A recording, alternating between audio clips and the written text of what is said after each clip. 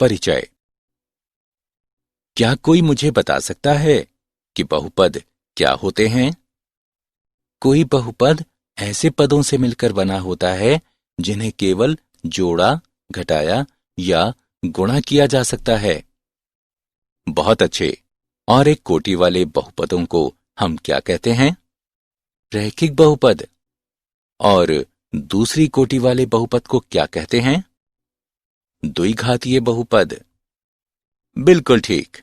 क्या आप जानते हैं कि x में कोई दूसरी कोटि का बहुपद x में एक द्विघातीय समीकरण भी कहलाता है? चलिए आज हम द्विघातीय समीकरणों के बारे में सीखेंगे। आइए शुरू करें।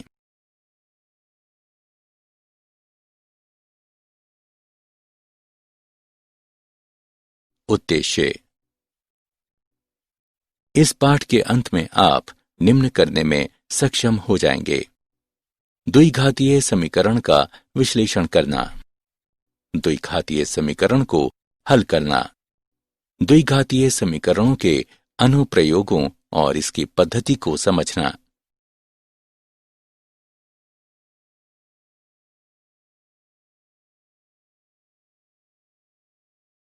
द्विघात समीकरण। द्विघातीय समीकरण क्या हैं? एक द्विघातीय समीकरण का मानक रूप कुछ इस प्रकार का दिखता है। ax वर्ग प्लस bx प्लस c बराबर 0। अक्षर a, b और c गुणांक है। उनके कोई भी मान हो सकते हैं, केवल a का मान 0 नहीं हो सकता। अक्षर x चर या अज्ञात है। आइए एक उदाहरण लें। 2x वर्ग प्लस 5x प्लस 3 बराबर 0। उपरोक्त समीकरण में a बराबर 2, b बराबर 5 और c बराबर 3 है। बीजगणित की आधारभूत प्रमेय से हम निष्कर्ष निकाल सकते हैं कि द्विघातीय समीकरण में दो मूल होते हैं।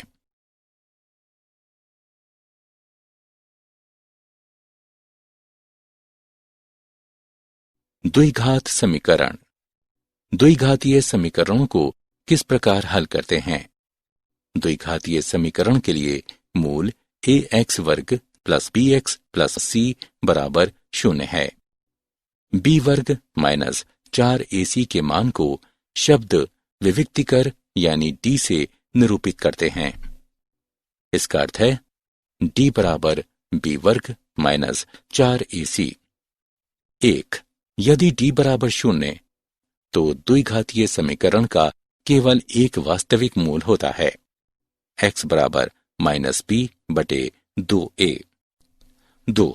यदि d 0 से अधिक है तो द्विघातीय समीकरण के दो वास्तविक और भिन्न मूल होते हैं। x बराबर माइनस b प्लस माइनस वर्गमूल d बटे 2a। 3. यदि d छोटा है 0 से तो द्विघातीय समीकरण के दो अवास्तविक और सम्मिश्र मूल होते हैं।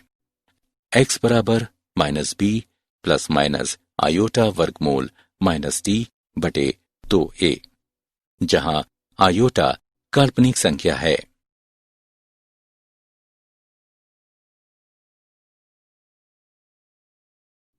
उदाहरण। x के लिए समीकरण को हल करें। x वर्ग प्लस 12x प्लस 36 बराबर 0। हल। गुणांक है a बराबर 1, b बराबर 12, c बराबर 36, d बराबर b वर्ग माइनस 4ac, d बराबर 12 वर्ग माइनस 4 गुणा 1 गुणा 36 बराबर 0। क्योंकि d बराबर है 0 के, इसलिए मूल है बराबर माइनस 12 बटे 2 गुणा 1। इसे हल करने पर हमें प्राप्त होता है बराबर माइनस 6।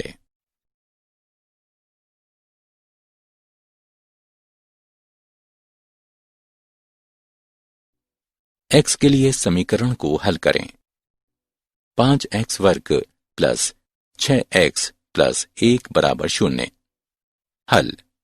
गुणांक हैं a बराबर 5, b बराबर 6, सी बराबर 1, डी बराबर बी वर्ग माइनस 4ac, डी बराबर 6 वर्ग माइनस 4 गुणा 5 गुणा 1 बराबर 16। क्योंकि डी अधिक है 0 से, इसलिए मूल हैं बराबर -6 प्लस माइनस वर्गमूल 16 बटे 2 गुणा 5 बराबर -6 प्लस माइनस 4 बटे 10। हल करने पर हमें प्राप्त होता है बराबर -1 माइनस 0.2।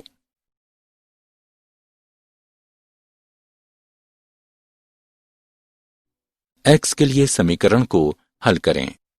5x वर्ग प्लस 2x प्लस 1 बराबर 0। हल। गुणांक हैं a बराबर 5, b बराबर 2, c बराबर 1, d बराबर b वर्ग माइनस 4ac, d बराबर 2 वर्ग माइनस 4 गुणा 5 गुणा 1 बराबर -16। क्योंकि d कम है 0 से, इसलिए मूल हैं बराबर -2 प्लस माइनस आयोटा वर्गमूल 16 बटे 2 गुणा 5 बराबर -2 प्लस माइनस 4 आयोटा बटे 10। हल करने पर हम प्राप्त करते हैं बराबर -0.2 प्लस माइनस 0.4 आयोटा।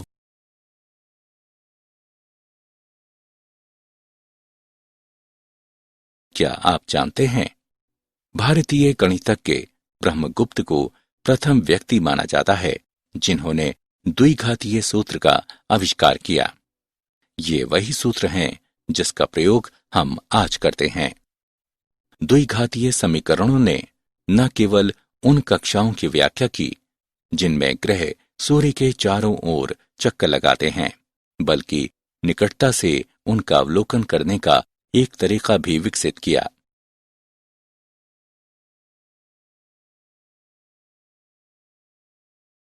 सारांश। आइए हमने जो कुछ सीखा है उसे संक्षेप में दोहराएं। एक द्विघातीय समीकरण का मानक रूप इस तरह दिखता है: ax वर्ग जमा bx जमा c बराबर 0। अक्षर a, b और c गुणांक है। उनके कोई भी मान हो सकते हैं, केवल a का मान 0 नहीं हो सकता। अक्षर x चर या अज्ञात है। द्विघातीय समीकरण के दो मूल होते हैं। b वर्ग माइनस 4ac के मान को शब्द विभक्तिकर यानी d से निरूपित करते हैं।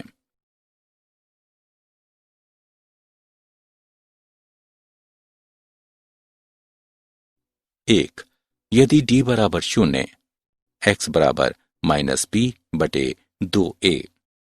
2, यदि d 0 से अधिक है तो x बराबर -b प्लस माइनस वर्गमूल d बटे 2a।